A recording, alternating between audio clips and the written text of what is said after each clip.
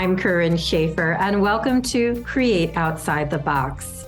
In this episode, I will be speaking with artist Suzan Globus about her artistic journey, how nature inspires her, and her experiences through her artist residencies. If you're interested in watching our conversation, please visit the Creative Operations YouTube channel under the playlist Create Outside the Box. Through her non-objective approach, Suzan Globus uses raw materials as both support and paint in her 2- and 3-dimensional work. She juxtaposes natural and discarded materials like raw canvas and tree bark with bold color in various media, or lets the unaltered material speak for itself. Globus focuses her artistic expression on creating new ways of seeing overlooked environmental and cultural issues, specifically gender equality and the fraying relationship between humankind and the natural environment. As a child, she spent hours alone in the woods, cracking open rocks to see what was inside and collecting whatever treasures she discovered. This early curiosity about materials permeates her work today. Globus credits her formative years spent in Japan as the strongest aesthetic influence on her work, and her studies with artist Grace Gros-Pillard as impactful. She has exhibited paintings, prints, photographs, video, and 3-dimensional work in juried shows in museums, universities, and galleries in New York, New Jersey, Delaware, Pennsylvania, Connecticut, and California. Her recent collaborative work with a choreographer resulted in performances in 2 New Jersey theaters. Her art is in private collections across the country. The artist has been awarded residencies at Chautauqua School of Art and Chashama North in New York and Mana Contemporary in New Jersey. Globus focuses her artistic expression on creating new ways of seeing overlooked environmental and cultural issues, specifically the fraying relationship between humankind and the natural environment and society's view of women. So hello, Suzan, and welcome to Create Outside the Box. Thank you very much. It's a pleasure to be talking with you. Very excited for this conversation. And normally in the beginning, I say a little bit about how I met the person or how I know them. And in a lot of these conversations, there's a common denominator, which is Asia Jung, who is also an artist, but she's very much a connector. Yes. And she had invited me to this artist studio series. And you have a studio in Red Bank, New Jersey. And that's how I met you. And I got familiar with your art. And it's just been a pleasure. And I'm very excited to learn more about you and your process today. Thanks so much. And thanks for coming to my studio. Yeah, it was really, really great. And I want to dive right in. What was your first introduction to art as a child? It was probably something as simple as coloring with my mother. But I remember when I was in Japan as a toddler that there were Japanese brush paintings. The house was filled with art that my mother had bought to decorate the temporary house where we were living. Wow. So then were crayons your first medium or were the brushes? I think it was crayons, definitely. Yeah. And who doesn't love that like fresh box of crayons, that smell and like all of the different colors? Did you as a kid enjoy more the drawing aspect or playing with the colors? I think I probably enjoyed the colors because I'm guessing, if memory serves me, we had coloring books. Mm-hmm. And so the drawing part of that was complete. And we were just, I'm referencing my sisters and I were just filling in the figures with colors. I'll get to Japan in a little bit, but I know that you as a child, you would go off into the woods and you would explore and you would kind of create and find all these treasures in nature. And I just am curious about, what your relationship with nature is, like why that was so comforting to you as a child and how that's really inspired you as an artist. Well, that relationship has continued throughout my life, but I think early on, there was a discordant environment in my house, and so I went to the woods close by, which I found really comforting. And I continue to find solace in nature. I think many people do. It's just a very peaceful, calming atmosphere. And my relationship with nature has continued throughout my life. So I'm happy about that. Yeah, I agree. There's something about being in nature that takes you out of yourself, Mhm. and makes you realize that you're part of something larger. Yes. Sometimes that takes a little pressure off when you realize you're part of a system. Yes, I think so. I think water, especially because we live near the water, I find water restorative. And I used to think of trees as my friends when I was a child. I would write plays and incorporate the trees as characters in them. And so that closeness with nature really has been a common theme throughout my life. Well, I think you were onto something, because haven't they, through studies, determined that trees are able to communicate with each other? Yes, they communicate with each other. They care for each other. It's amazing. The more I learn about trees, how much more impressed I am with trees. They send out chemicals when they're trying to save their neighbors from attack bugs. And I don't want to get into all of it, but they're really a community. And when trees are planted near each other, they form a community quickly. So we have much to learn from that. So, how has this love of nature manifested in your art today? I think my relationship with nature is just core to my practice. My practice is about highlighting the ephemerality of generative life cycles, and that means humans and nature and the interconnectedness of it. But I also use discarded natural materials in my painting, sculpture, print, video work. So I incorporate nature in my work. I had been asked to write a course about sustainability for the Michael Graves College at Kane University. And so I have combined my knowledge of sustainability and how we can kindly treat nature and each other into my artwork. That's really, really interesting. Before we jump more into those themes, I want to go back to Japan, because you said you spent your formative years there. Yes. How long were you there, and how do you think that being in Japan affected your aesthetic as an artist? As we're talking about nature and all of these themes, where does Japan come in? I was there 3 years, but they were the formative years. So I was fluent in the language when my family members were not. And I remember my mother just dressing us. Our pajamas were kimonos, and she was buying clothing that was readily accessible. So my toys and clothing were Japanese. And I think it had a tremendous influence on my aesthetic. I realized when I was older and I was in design school that my aesthetic is very Eastern as opposed to Western.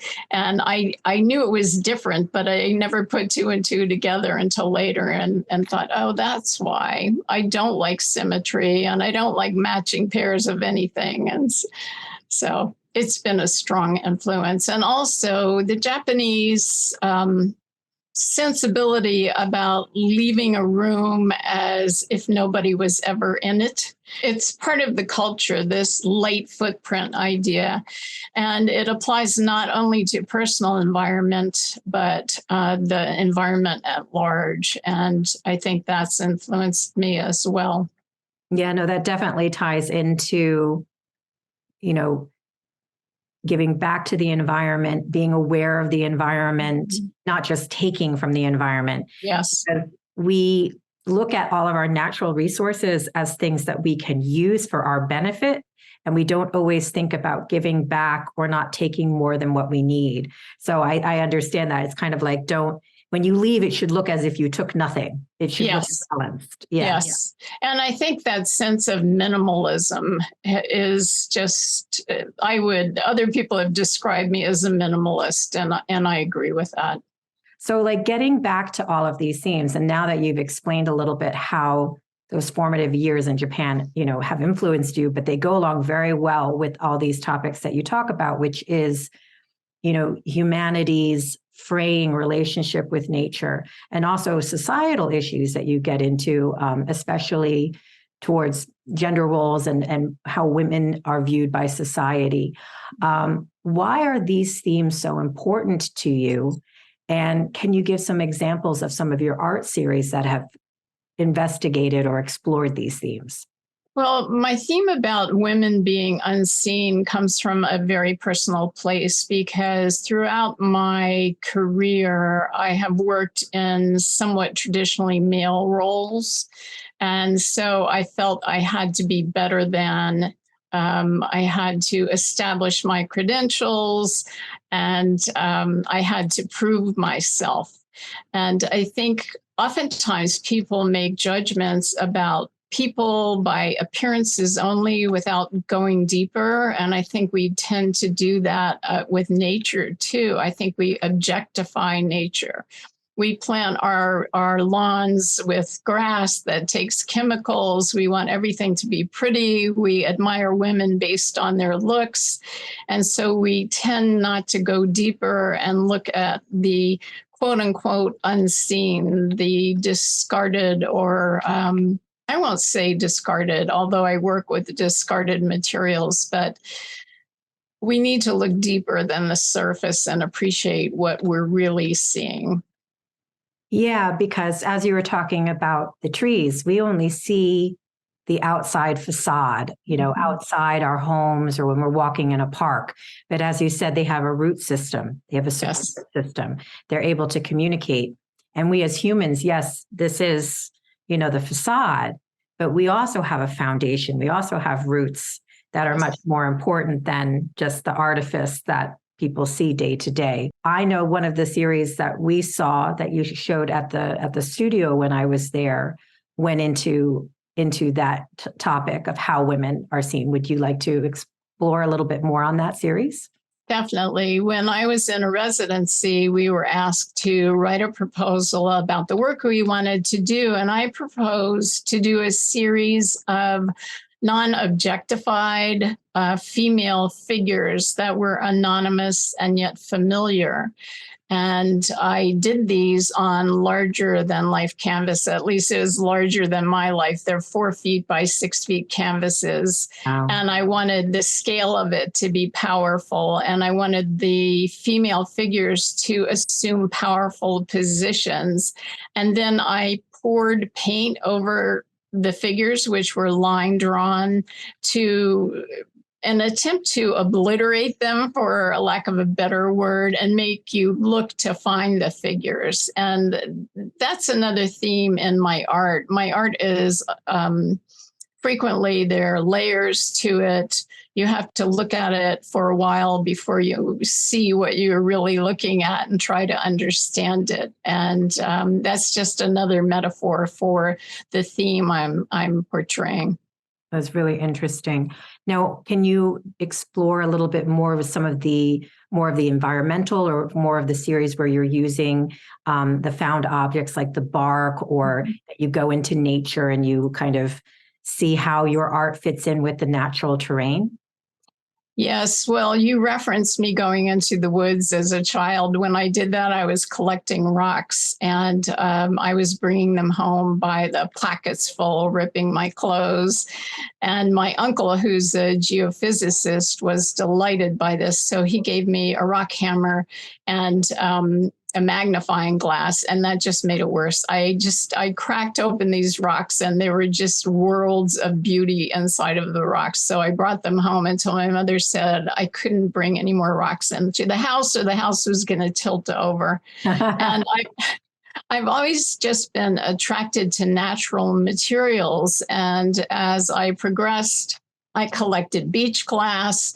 I collected seashells. I have birds' nests. And on my daily walks here in New Jersey, we're fortunate to live near these beautiful over 100-year-old sycamore trees, and I collected the sycamore bark, and I just brought the bark into the studio. I didn't know what I was going to do with it, and while I was waiting for paint to dry, one day I just took a piece of bark and started painting it. And it was really fascinating to me with a brush stroke. It was like petting a cat. The bark responded. It started curling and moving.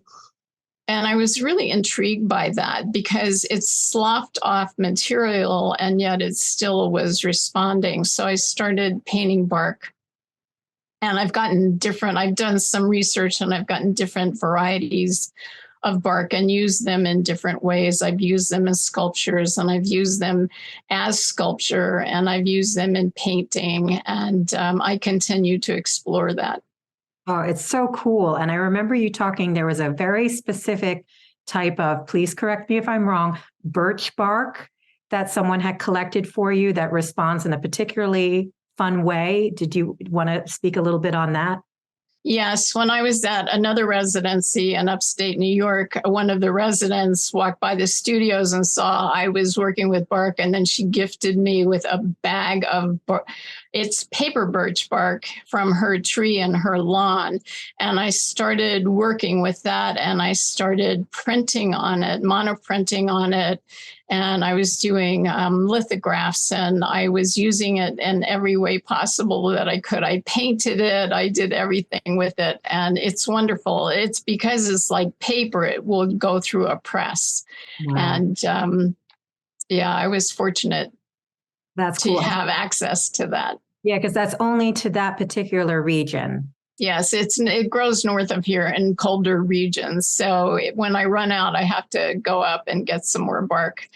Oh my gosh. No, but it's really cool. And you've recently also explored creating your own paper using natural materials, correct? I did. In the residency I just attended in June, I had never made paper, and I had an idea that I was going to make paper out of bark, not knowing that you can't really make paper out of bark, but I tried it and it didn't work. And then I started researching and figuring out, I added some lichen into some paper and started working with natural materials. We had access to an organic farm, so I gathered mushrooms that weren't a crop and I made paper out of mushrooms. And then I was able to add in flower petals and things that I found on my walks while I was in the residency. So I guess I'm just a collector of things on the ground. Yeah. But it's like they are art, in nature, and then you elevate it with your artistic expression. So I think it's beautiful. Thank you. You're very welcome. And you were saying like you work with everything. I mean, it started with crayons, but then you've done paint, you've done sculpture, you've done video, you've done three-dimensional, you've done your sculptures. Is there a medium that you prefer, or are you very happy being multidisciplinary and having that creative choice? I really crave variety. I've craved it in my entire life, and I don't expect that will change. I have a preferred medium depending on the day or the mood, but I love learning. I love researching. I love learning about new techniques and materials. And I'm so inspired by my surroundings that it's difficult for me to channel all of my energies into one medium. No, I found that that's kind of a common thread with a lot of artists is they don't want to they get bored after a while doing the same thing. So they like to have different mediums to work with. With influences, who are some of the people or artists who have influenced you? I mean, besides nature and Japan, who have influenced you? Well, I would say top of the list is a local artist, although she's New York based too. Her name is Grace Gralpe Pillard, a wonderful artist. And I have studied with her for years in her workshops, which she gives through the park system and now through an arts center. And the reason she's been so influential to me is that she's an outspoken person. She will just call it as she sees it. And unlike many people who are knowledgeable about art, she's not afraid to tell you where you need improvement. And she sees things that I don't see about my own work. And she's not a yes man. Many artists will just say, oh, I love that. It's beautiful. And that's wonderful. It's just not so helpful. Grace is really helpful to me. It's funny, you're building on a conversation from the first episode of season 3, which I had with Doreen Laskowitz, talking about how critique is essential to growth as an artist. It is. And it is hard because your art is personal. But like you said, you need sometimes that outside perspective to see something that you didn't see. And if you have a bunch of people saying yes to you all the time, or where are you going to go with that? So as long as it's respectful and coming from a constructive standpoint, it's very, very important for our growth. And it's important to have those artistic communities with people that you do trust, so that you can support each other. It's so important. They're probably a list longer than we have time for, but I really depend on input from another artist who's based in Tennessee, Rahele Filsufi, she's an interdisciplinary artist, although I would say her main medium is ceramics. And she's able to look at my work, and I'm assuming other people's work, without putting the filter of her own work on it. And that also is very difficult to do, as I've had my work critiqued by many artists. And also Edgar Arsenault in Los Angeles, he was helpful to me in looking at my work through a different lens, the lens of time passing. And I get inspired by Prince because he was just magnificent in so many different ways. There are just so many people who inspire me, musically, writers, but those 3 for art. And also a new acquaintance to me, Brigitte Varadi, she helped me dig into the core of why I'm making what I'm making. And that's been immensely helpful. Ooh, can we unpack that a little bit? Mm-hmm. So you were kind of making stuff and it was just coming out of you, but you weren't sitting there going, why? You were just like, oh, I'm just creating. And what did she point out to you that's been helpful? Well, the why is a big question with artists because I knew I was making things. I wasn't quite sure why. I wasn't getting in touch with some of the reasons that these subjects were important to me because some of them are a little bit painful. And she was helpful in encouraging me to just get at the core of what you're doing, why you're doing. And I had gotten in touch with those feelings of being unseen and the feelings of disregard that we have to nature, which is painful to me. And I really felt lighter after I got in touch with those feelings. And hopefully that will come out in the art too. Yeah, it's funny. We as artists are drawn to certain things for a reason, and we don't always realize it. And then maybe after the fact, you look at it and you go, oh, I guess I relate to this part of it, or this is something that I've had a problem expressing. And this vehicle, whether it's visual arts, performing arts, writing, whatever, allows me to express it in a way that's safe, because it's kind of, I don't want to say masked because you're also being incredibly vulnerable, but it's not like you're standing up there telling your personal story. It's kind of presented in a curated way that you have some control over. But I think that it can be incredibly healing once, as you said, once you realize, okay, this is therapeutic but this is also my power. And now that I know what it is that's driving me, I can harness that power. And as you said, you can be lighter, or you have more control over how you want to use it because you know what's at the core of things. That's so well put. The other word that came up for me is I feel more confident in what I'm making. I was at a point because I was using so many different mediums, and I was hearing people saying, "Well, what's your specialty?" Or people, I think, in order to understand artwork, especially if it's abstract, need to categorize it, and it's easier for them if they're just looking at a painting or instead of a painting and a sculpture and print work. And I was questioning myself, thinking I'm kind of scattered. But once I understood why I was making what I was making, I saw the connection, and I'm very confident in that. And I understand when I make work, why I'm making the work. And it's really helpful. Yeah. And I mean, it's no surprise the title of this podcast is Create Outside the Box. Mm-hmm. I do understand why we as humans want to understand things. So we want to put it in the box because if it's in a nice, neat little box, then we can define it, we can understand it. But life's not that simple. And also, sometimes we don't fit in that box and we're not meant to fit in that box. Right. So there's a difference between, as you said, knowing what's at the core and how to connect it so that if you want to express things to people, you can, and allowing yourself to be crammed into somebody else's definition of what they think you should be or what your art should be. Yes. I also strongly believe that people will look at art and take from it what they can, relate it to themselves, and sometimes they can't, or it has no relationship to their experience, and that's fine too.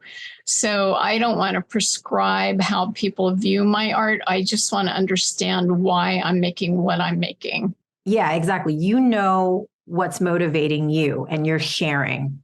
And then once you've created it, it's up to that audience to perceive it. Yes. I understand that as a performer as well. I mean, you train and you practice and you put on a show, but you can't control how the audience takes it. You just hope that it's perceived in whatever way that they need, you know? Right. Exactly. And what was interesting, I don't know if you've seen the movie, but with the Barbie movie that came out, it was a very layered movie. And I remember seeing just a snippet of Ryan Gosling saying it's kind of like a choose your own adventure book. When you go to the movie, it's so layered that you're going to take away from it whatever you're meant to take away from. And I thought that was interesting because, like, I had somebody who thought, oh, it was really uplifting, and someone thought it was really funny. I was actually really emotional during the movie. So everybody was kind of walking away with different things. And I think that's what makes art exciting, is that people can look at something and come away with a different experience from it because it's touched them here, you know? Yes.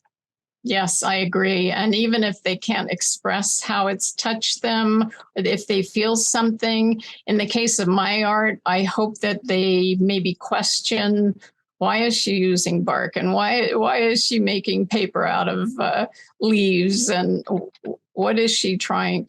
If they question it, or even if they look at something in a way they've never seen it before, that's, to me, is great. That's a great outcome.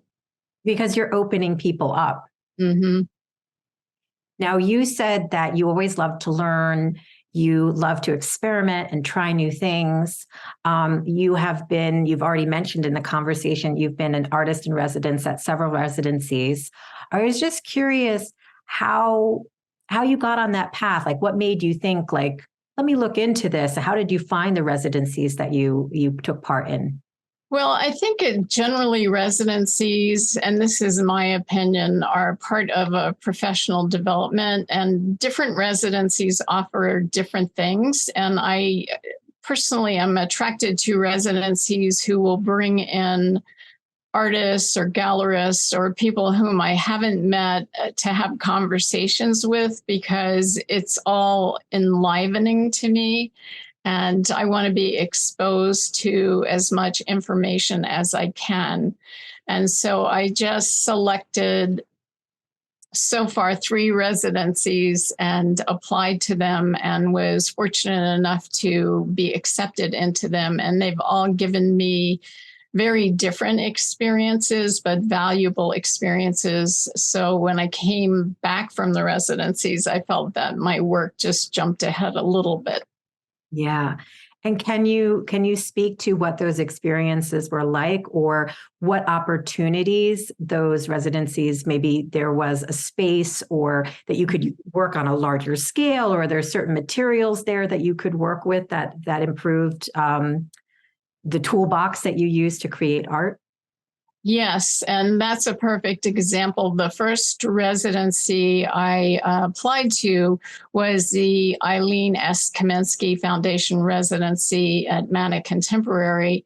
And the residency provided space that you could mess up, which is key for what I was doing, which is pouring paint. Mm-hmm. And it also provided me an opportunity to network with other residencies. They were very generous to me. At the end of the 3-month residency, they asked me what I wanted to do next after I had finished 10 4x6 canvases. And I said I would like to attempt a 14-foot by 7-foot canvas. And they gave me another 3-month stint. And then I had 2 more months to finish it because I didn't complete it in 3 months. And I never would have been able to make that work in my studio. Wow. So that was an example. The Chautauqua residency in Chautauqua, New York was like an MFA in 9 weeks. There were visiting artists from all over the country, and in some cases the world, who came in to do studio visits. There were classes every week. There were 41 artists from all over the country and world there. And it was a very intense experience, and it was wonderful. It was fantastic. And then I just completed a much smaller scale residency through Shashama, Shaw North it's called, in Pine Plains, New York, with a cohort of 5 artists. And I was able to do a tremendous amount of research and writing there. And as I said, I was working on my artist statement and the core, and I was able to achieve that there. And I taught myself some paper making while I was there. So there was a lot of freedom and flexibility.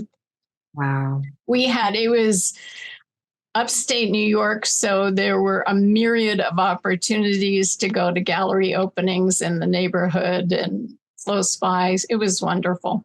Wow, it sounds amazing. And how do you come upon these residencies? I mean, is it just like a Google search, or is it through word of mouth? Both, all of that. Sometimes friends will attend a residency and say, I think this would be good for you. There are NYFA, New York Foundation of the Arts, publishes lists of residencies, Creative Capital. There are all kinds of arts support organizations, and the journalism, art journalism, and they announce residencies. And it takes research. So you can really select a residency anywhere around the world and apply to it. You have to apply to these, and some application processes are more intense than others. So it's a matter of being accepted. Yeah. Yeah.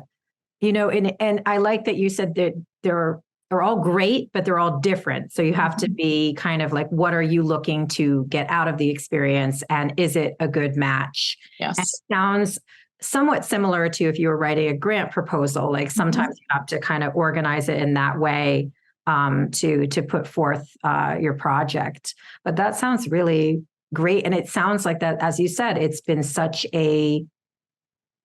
like each time you go, it's like a step up in like what you can come back with and how you can approach your art. And it's a different perspective, and it gets you out of that, because sometimes we can get in a bubble, when we're creating. Yes. So it sounds. I've had access to instructors, advisors, space, equipment that I normally would not have access to. So they've been great. Wow. That's really awesome.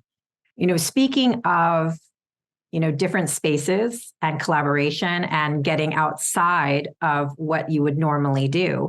You recently collaborated with a choreographer on 2 dance works. It premiered at 2 different theaters in New Jersey. I just wanted to know what that experience was like for you as an artist, but also as a dancer because you participated. Do you mind explaining a little bit about what that experience was like? Well, because I know the choreographer, I've known her for years. It was a very easy and enjoyable collaboration. It was wonderful for me. I hadn't danced in many years. I used to dance regularly. So the dancing aspect was nothing that I entered into the collaboration having an expectation that would occur, but I was invited on stage. And so that part evolved. The artistic part of the collaboration was wonderful because I helped create costumes and background for the dances and some parts of the story and just gave some artistic input. And it was really wonderful. I would do it again in a heartbeat.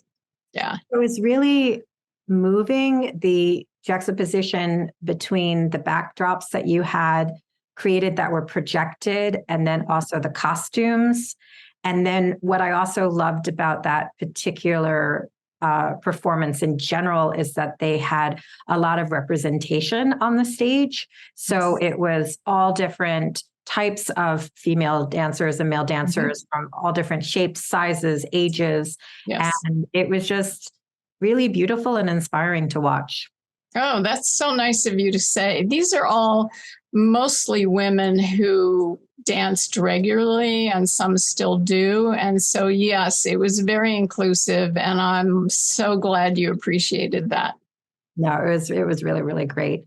Moving forward, I mean, again, you've got your hands, in so many different mediums and you're always exploring and learning, but is there something on your artistic bucket list that you haven't gotten to yet, whether it's a medium that you'd love to work with or a collaboration that you'd love to do? Well, I am hoping to take some of the paper that I made during the residency in June and see if I can either print on it or make it into a booklet or maybe I'm not sure, use my video work to incorporate some of that tactile material into it. I'm not sure. So I have a couple of ideas running around in my head, and I will start working on them at the end of this month. I've talked briefly with Amanda, who collaborated with me at the installation at Shishama. She's a virtual reality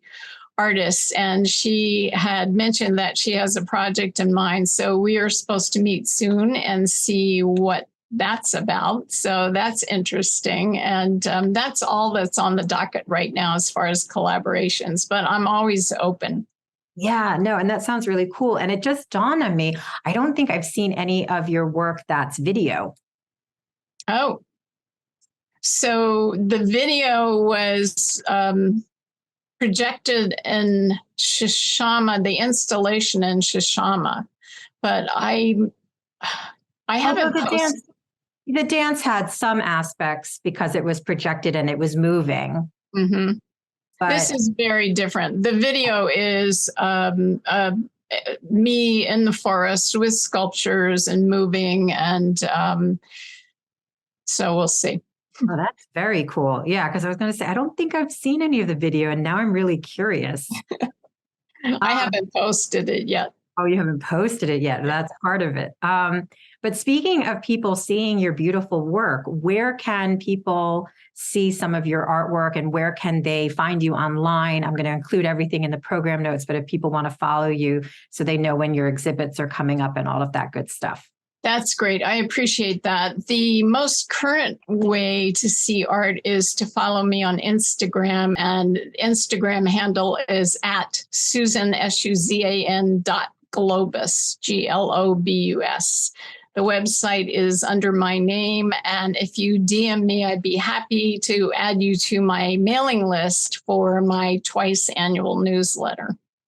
And that's nice because sometimes people are a little afraid to subscribe to newsletters because they feel like you're going to get something like every week, but you're like, nope, just twice a year, I tell you what's going on. Yes. But you do a wonderful job on Instagram. You always have fun posts and interesting stories. So I would encourage people to follow to keep updated on there. I want to say a big, big thank you for taking the time to speak with me today. I'm really excited to see what you're going to come up with next, and just a pleasure to know you and to get to speak with you today. Thank you so much, Corinne. I really appreciate the opportunity. You're wonderful to talk to. Thank you. Thank you for joining us for this episode of Create Outside the Box. Please subscribe, rate, and share our podcast. You can listen to Create Outside the Box on Spotify, Buzzsprout, Apple Podcasts, and iHeartRadio. Check us out on our Creative Operations YouTube channel, where you can subscribe to watch our interviews. You can find and follow Creative Operations on our Facebook page and on Instagram at @CO_Creative Operations. For more information about Creative Operations, please visit www.creative-operations.org.